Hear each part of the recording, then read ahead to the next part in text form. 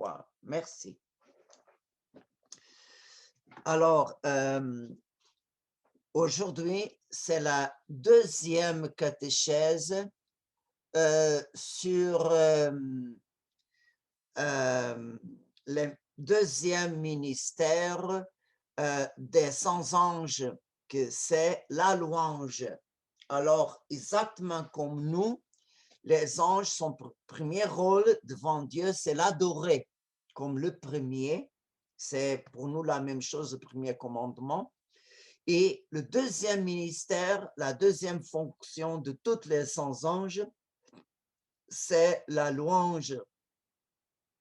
Et c'est ce thème-là que je vais parler aujourd'hui. Et je vais commencer pour réciter le psaume 148. Louez Yahvé depuis des cieux, louez-le dans les hauteurs, louez-le tous ses anges, louez-le toutes ses armées, louez-le soleil et lune, louez-le tous les astres de lumière, louez-le cieux des cieux et les eaux au-dessus des cieux, qui loue le nom d'Yahvé. Il commanda et ils furent créés. Il les posa pour toujours et à jamais sous une loi qui jamais ne passera. Louez Yahvé depuis la terre, monstres marins, tous les abîmes, feu et grêle, neige et brume, vent d'ouragan obéissant à sa parole, montagnes, toutes les collines, arbres à fruits, tous les cèdres, toutes les bêtes sauvages, tout le bétail, reptiles et l'oiseau qui vole, rois de la terre, tous les peuples, princes, tous les juges de la terre, jeunes hommes, aussi les vierges, les vieillards avec les enfants, qui louent le nom d'Yahvé, sublime est son nom, lui seul, sa majesté par-dessus terre et ciel. Pourquoi j'ai choisi ces psaumes pour commencer ce thème? Parce qu'il montre les dimensions universelles de la louange. Le psalmiste invite à louer le Seigneur toutes les créatures, les anges qui sont dans les cieux, les armées de Dieu, toute la création matérielle, toutes les créatures qui existent, comme tous les peuples, le petit et les grands de tout âge. Et pourquoi tout le monde devrait louer le Seigneur? Parce que sans exception, le Seigneur est richement orné, toutes les créatures de ses bienfaits. Et les dons que toutes les créatures possèdent révèlent que Dieu est digne des louanges parce qu'il surpasse tout qui existe au ciel et sur la terre. Et le Seigneur est tellement grand qu'il n'oublie pas aucune de ses créatures, aucune de des œuvres de ses mains. Et alors, la prière de louange rend gloire à Dieu en confessant sa grandeur. Alors, quel est l'accent principal de la louange? Bien sûr que les dons que Dieu donne parlent de sa source, qui est Dieu. Mais la louange, c'est une prière qui se centralise en Dieu comme Dieu, non se centralise pas les grâces qui viennent de lui. Mais Dieu est vraiment très généreux. Et on peut dire que la louange se centralise en Dieu. Alors, la louange conduit l'âme de vraiment s'attacher à ce Dieu qui est merveilleux. Alors, on peut dire, et on va voir au cours de cette catéchèse, que la louange nous ramène, nous conduit directement à l'adoration. Et vraiment, par l'adoration, on peut dire que nous sommes complètement submergés en Dieu. Alors, on peut demander alors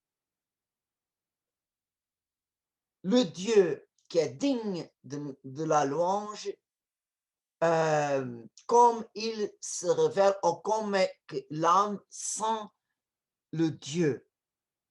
Exactement comme l'adoration, la louange doit partir d'une forte expérience de ces dieux merveilleux, le Dieu vivant, le Dieu d'amour, le Dieu tout-puissant. Et quand l'âme fait cette expérience, elle s'élève dans un grand enthousiasme. Ça dépend de la façon comme Dieu révèle à cette personne. Mais le plus important, c'est que nous, on doit faire une expérience de Dieu. Et alors, en cet enthousiasme, la personne veut louer le Seigneur qui surpasse toutes choses et toutes les créatures. Et la personne veut louer le Seigneur par des chants, par des hymnes. Et vraiment, l'homme loue le Seigneur, il multiplie les mots pour exprimer qu'est-ce que l'âme sent, la joie, l'enthousiasme de ces dieux. Et on voit que même si on multiplie les mots, on arrive à un moment qu'on sent, Seigneur, comme ma parole est très limitée, qu'est-ce que mon cœur sent en cet enthousiasme surpasse tout ce que j'ai dit, parce que Dieu est plus que ça.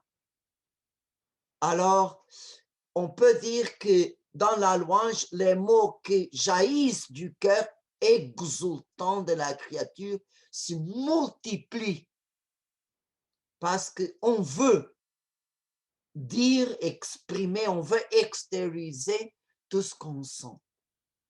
Et on peut dire que dans la Bible, la prière qui exprime cet état spirituel, cet état d'âme, sont les psaumes. Et sont les psaumes qui vraiment reflètent cette exultation du cœur de la personne humaine qui sent Dieu présent dans sa vie. Alors, on voit que les psaumes sont très importants parce qu'ils sont écrits non seulement par la volonté de l'homme, non seulement par l'écrivain, mais aussi il a écrit les psaumes, mais par l'inspiration de l'Esprit Saint. J'ai entendu dans une prédication, le prêtre prédicateur disait, quand nous sommes dans une phase de désert, que on se sent très aride, on se sent vide, nous ne sommes pas capables de... La prière, c'est à notre sensibilité quelque chose de très aride, quelque chose de froid. Seigneur, me ressemble des mots, des mots, des mots, mais mon cœur est mort. En ce temps, en cette phase de désert, qu'on ne sait pas comment prier au Seigneur, on doit prendre les psaumes. Parce que les psaumes, c'est la vie transformée en prière. En tous les moments, moments de joie, moments de tristesse, moments de persécution, mais moments de maladie, moments de grand découragement, n'importe pas. Les psaumes expriment toutes sortes de situations de la vie humaine et l'Esprit Saint met dans notre bouche les mots qu'il faut utiliser pour prier.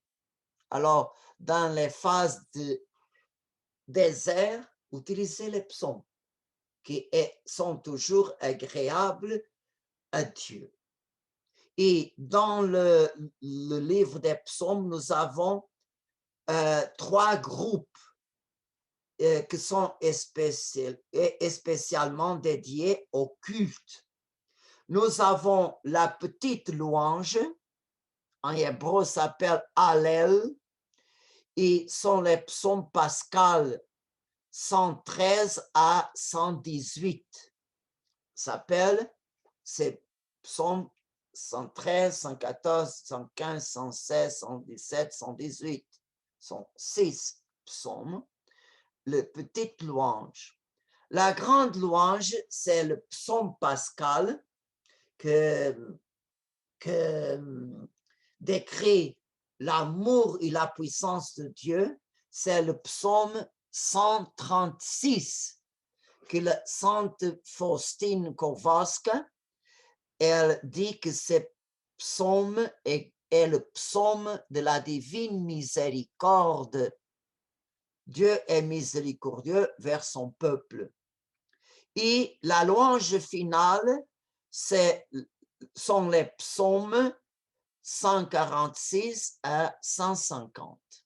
Sont les psaumes que terminent ces livres-là, sont dédiés à la louange.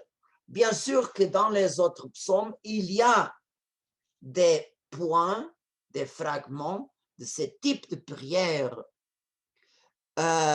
Et par là, on peut voir que se multiplient les expressions pour qualifier Dieu et toujours les mots sont incapables de couvrir pleinement ce que le cœur de l'homme ressent et tout ce que le cœur veut dire à ce Dieu qui est saint, qui est fort, qui est immortel, qui est tout-puissant, qui est sage, qui est infini, etc. Et on peut voir que les psaumes, non seulement de ces livres comme des autres livres, qu'il y a des psaumes aussi, expriment des facettes. Et seulement pour vous donner quelques exemples, il y a des psaumes qui décrivent la bonté du Seigneur et sa justice, psaume 144. D'autres qui décrivent son salut, psaume 70. D'autres, son aide. Par exemple, cette belle psaume, cette belle cantique de louange de Anne, la maman de Samuel. C'est le Magnificat de l'Ancien Testament. Il y a des autres qui expriment l'amour de Dieu et sa fidélité. Psaume 88 et 117. Il y a aussi le très beau cantique qu'on utilise toujours dans la veille de Pascal, le cantique de Moïse qui exprime la gloire de Dieu. Exode chapitre 15. Il y a d'autres qui expriment sa force. Psaume 28, c'est des saints merveilleux. Le psaume du livre d'Isaïe, chapitre 25, ses jugements libérateurs, le psaume 145. Alors, vous pouvez voir que dans les psaumes, ça, c'est quelques exemples. Il y a des autres, mais j'ai pris seulement ça comme quelques exemples pour voir que Dieu est tellement grand qu'on peut voir seulement une facette et l'autre, mais Dieu est plus grand que ça. Et vraiment, tout cela, c'est une réponse à l'appel du psalmiste qui dit au psaume 95, « Annoncer sa gloire parmi les nations, parmi tous les peuples, annoncer ses merveilles. » Et on peut dire que vraiment, ces merveilles brillent en toutes ses œuvres, même dans les miracles que Jésus a fait. Et les miracles que Jésus a fait sont des œuvres que le Père l'a donné de faire, de réaliser. Et c'est pour ça que la multitude, la foule, quand le Seigneur fait un prodige, et la foule répond avec la louange. Et la louange plus forte que le peuple a fait au Seigneur, ça a été le dimanche des rameaux. Et qui a loué le Seigneur? C'est les enfants. Béni soit celui qui vient, le roi, au nom du Seigneur, paix dans le ciel et gloire, non, paix sur terre et gloire au plus haut des cieux. Alors, louer Dieu, c'est donc l'exalter, le magnifier, comme la Vierge Marie en son Magnificat. Et c'est curieux que les premiers chrétiens, la communauté chrétienne primitive de Jérusalem, elle s'est attachée beaucoup à ce type de prière. Et on voit que les Juifs, et aujourd'hui continuent, les Juifs, ils ont distribué les psaumes pour plusieurs parties des journées, pour sanctifier le jour. Et on voit qu'il y avait des psaumes pour la nuit, les psaumes pour l'aurore, les psaumes pour le commencement du matin, les psaumes pour le midi, pour 3 heures, pour 6 heures et pour à la fin de la journée. C'est par la prière des psaumes que les Juifs sanctifiaient toute la journée pour le vivre dans la présence de Dieu. Et c'est curieux que est écrit dans le livre des Actes des Apôtres, chapitre 10, que quand vraiment Pierre et Jean sont allés au temple pour prier les psaumes à 3 heures, c'est là qu'ils ont fait la guérison de l'infirme. Au moment qu'ils allaient prier à 3 heures, les psaumes de 3 heures l'après-midi. Et on voit que les chrétiens, comme le peuple juif, quand Jésus faisait des prodiges, des miracles, lui aussi, quand les croyants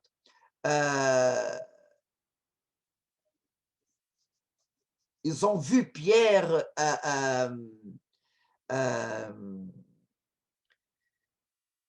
annoncer la résurrection de Jésus avec grande puissance de l'Esprit Saint. Ils ont répondu aussi par la louange. Et vraiment, on est écrit au chapitre 10 des Actes des Apôtres, versets 45-46, qu'il les entendait en effet parler en langue et magnifier Dieu.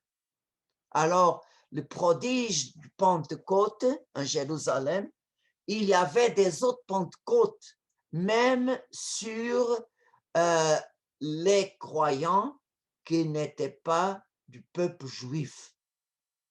Alors, louer le Seigneur dans l'Esprit Saint, vraiment, c'est un charisme qui vient de l'Esprit même.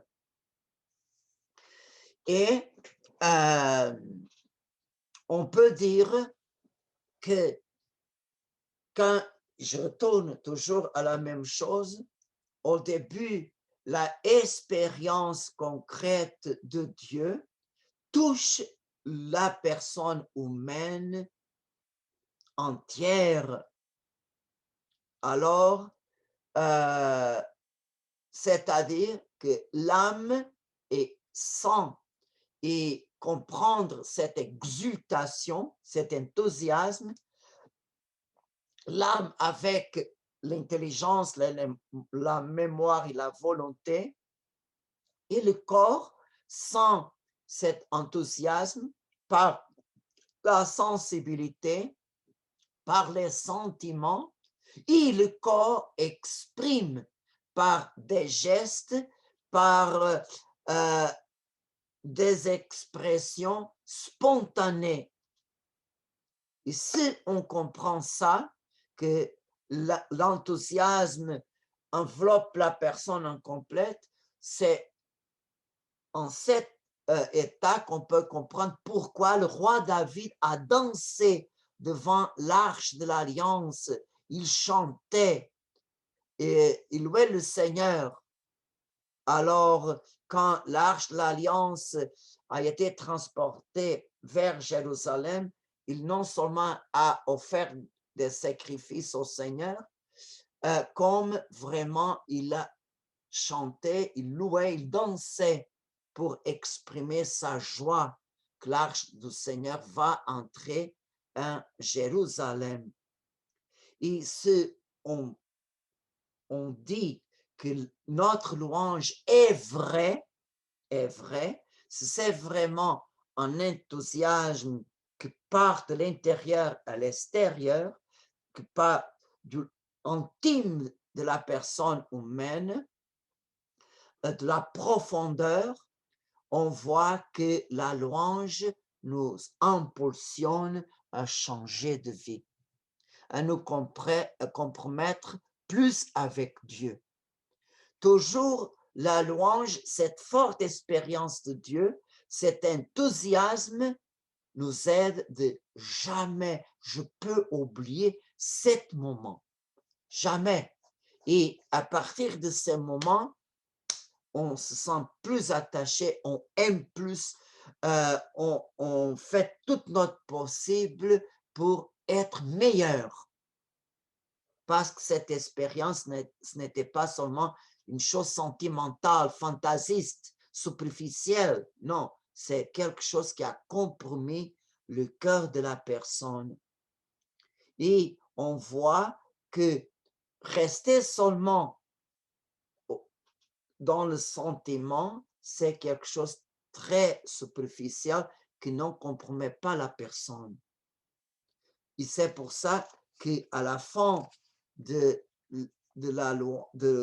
prière de louange, une vraie prière de louange, on doit toujours poser cette question: qu'est-ce que cette expérience a changé ma vie?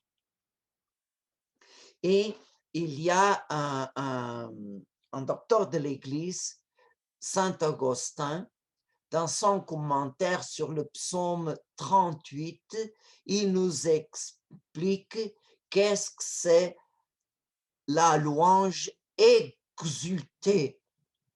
Et je suis sûr que vous allez comprendre très bien, parce que Saint Augustin montre-nous les étapes de la louange.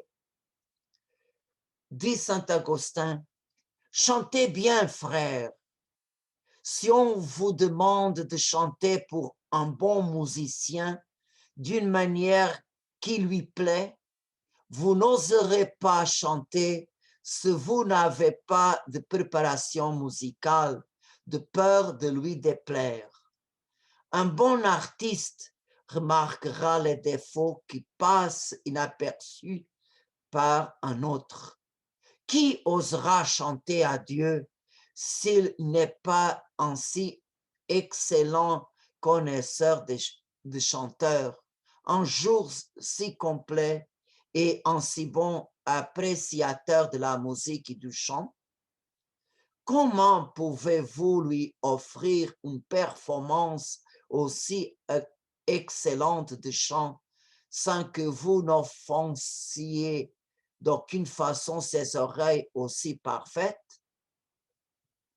Mais voici, lui-même nous suggère la manière dont vous pouvez chanter pour lui.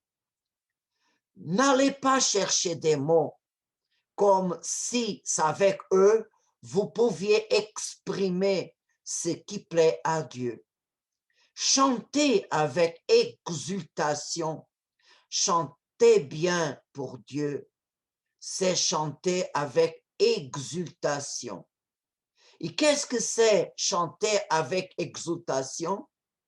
C'est comprendre et ne pas pouvoir expliquer avec des mots ce que vous ressentez avec votre cœur.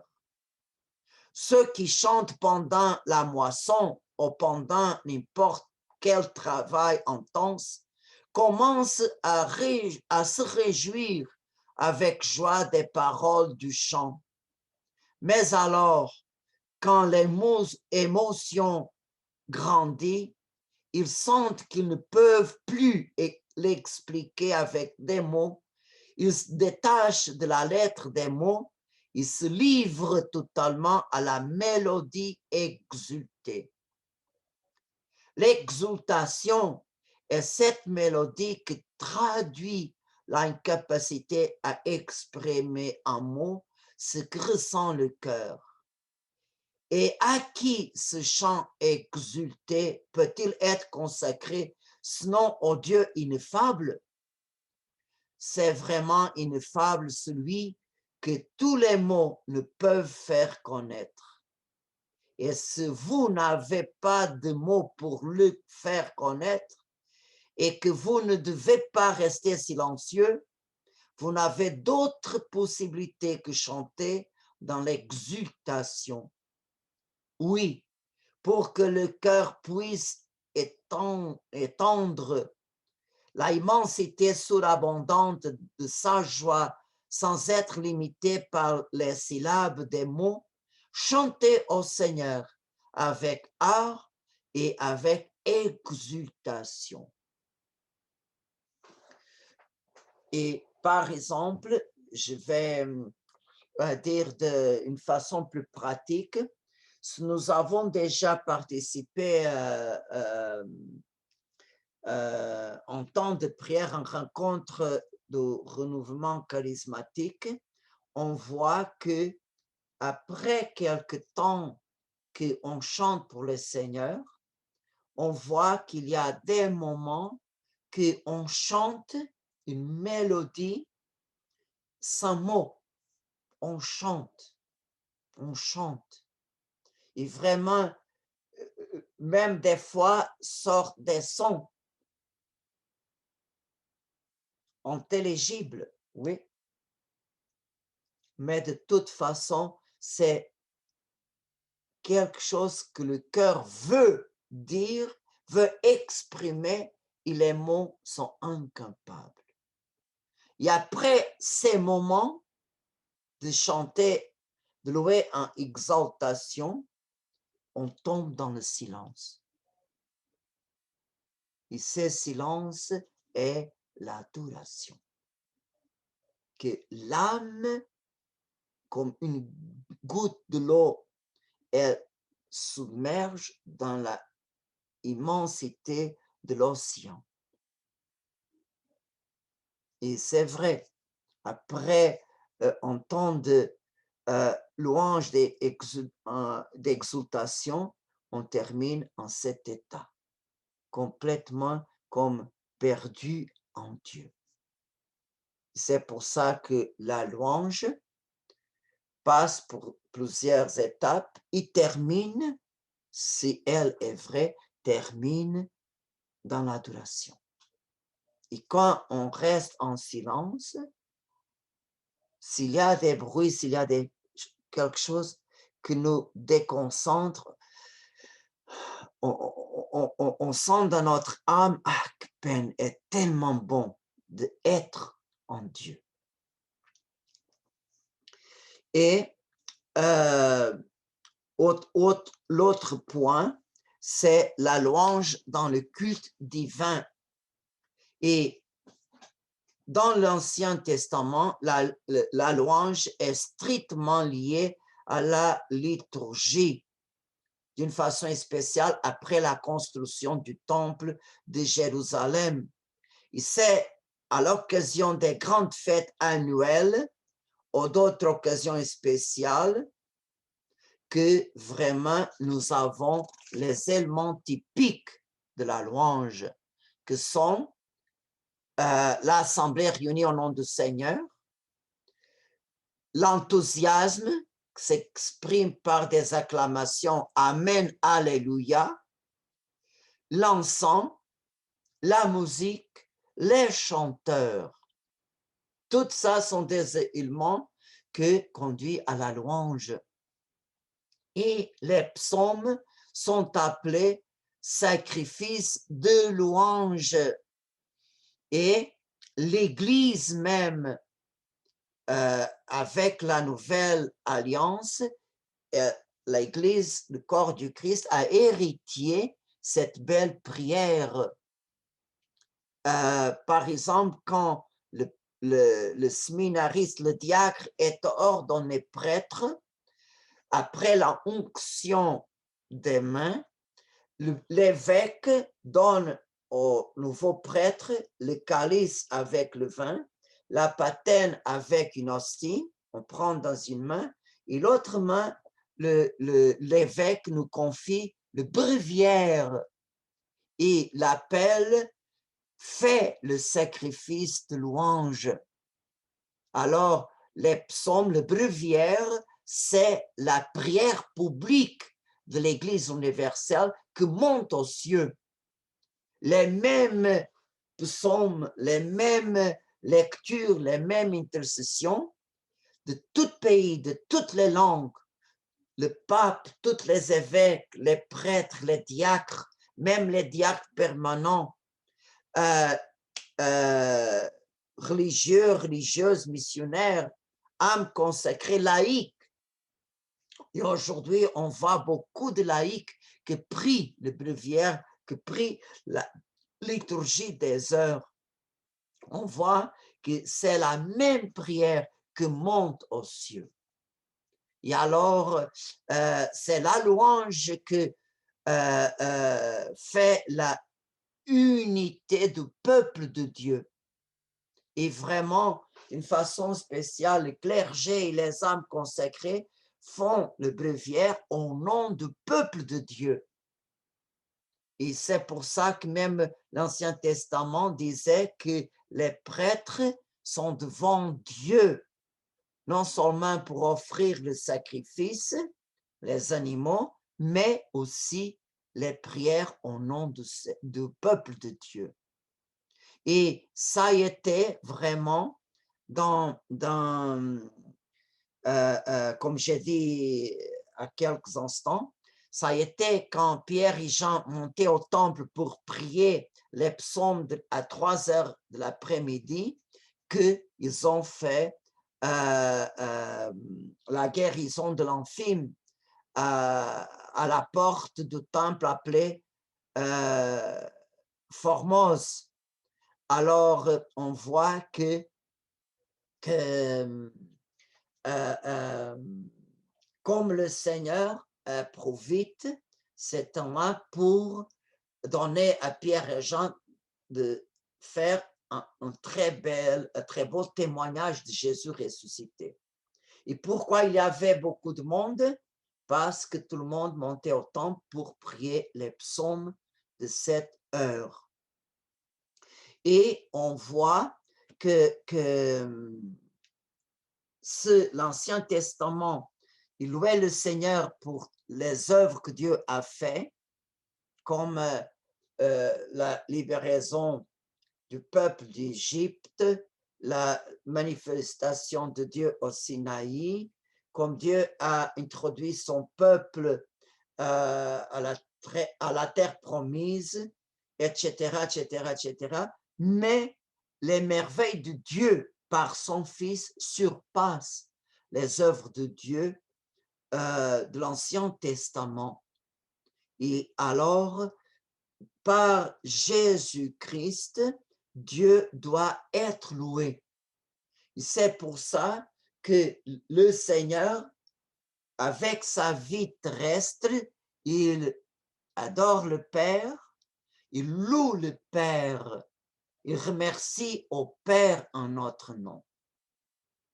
Et vraiment, par sa passion, il repart le Père de nos péchés et aussi il intercède pour les pécheurs. Alors, maintenant, c'est le Seigneur que loue le Père au nom de toute l'humanité. Il loue le Père comme il est digne d'être loué. Pourquoi? Parce que seulement Jésus a un amour infini pour le Père par sa nature divine. Et on voit que le Seigneur le fait en notre nom. Et c'est pour ça que dans le temps de l'Église, notre louange doit passer par Jésus-Christ, doit passer par lui. Et dans la Sainte Messe, Jésus, il vraiment, comme j'ai dit en ce moment, dans la messe, il vraiment adore le Père, loue le Père, remercie au Père, il répare nos péchés comme il offre sa vie pour nos intentions, il intercède pour nous. Alors, c'est pour ça que l'Eucharistie a toutes ces dimensions. Et quand nous sommes unis au Christ, alors notre louange est unie à la louange que Jésus offre à son Père éternel. Et c'est pour ça que vraiment, la messe, c'est la prière plus puissante que nous avons dans l'Église. Et la Sainte Messe est tellement complète que sont unis à nous, qu'on célèbre la liturgie terrestre, sont unis à nous les 100 anges que louent le Seigneur au plus haut des cieux. Et alors, dans le ciel, c'est les anges avec les saints qui fait la liturgie céleste devant le trône de Dieu. Et alors, nous, sur la terre, à chaque fois que nous sommes unis aux anges qui font partie, ils sont membres de l'Église corps du Christ, alors ils nous aident aussi à louer le Seigneur comme il faut. Et je vous dis que c'est très important. N'oubliez pas que notre prière, des fois, c'est très imparfait. Nous sommes des fois envahis pour beaucoup de pensées, de distractions, de préoccupations, de stress, tellement de choses. Et comment est-ce que je peux faire? Je vais laisser de prier? Jamais! Alors, comment? Mon ange prie avec moi. Prie et complète tout ce qui me manque en perfection. Et vous pouvez être sûr, notre prière, même si c'est imparfait, unie à notre ange, les deux ensemble montent comme une prière agréable aux yeux de Dieu. Parce que l'ange, dans sa relation avec Dieu, ne connaît pas d'imperfection. C'est pour ça qu'il peut compléter. Et si nous avons la difficulté de louer le Seigneur, mon ange loue en mon nom. Je ne sais pas, je ne suis pas capable. Mon ange, fais-tu en mon nom. Vous pouvez être sûr qu'il fait avec une grande bonne volonté, il fait en notre nom. De la même façon qu'on peut envoyer notre ange pendant la nuit, mon ange, cette nuit, pendant mon sommeil, vas-tu en mon nom adorer le Seigneur dans un tabernacle où il est abandonné. Il fait ça en notre nom. Comme on peut aussi de le demander de louer le Seigneur quand nous ne sommes pas capables. Louer le Seigneur quand vraiment nous sommes très arides. Louer le Seigneur en toutes les circonstances. Alors que l'Esprit Saint vient à notre aide et aussi en particulier notre ange gardien. Vous pouvez être sûr qu'il jamais nous va laisser tomber, jamais il va nous abandonner. S'il y a un bon désir, c'est déjà le commencement pour recevoir la grâce. Amen.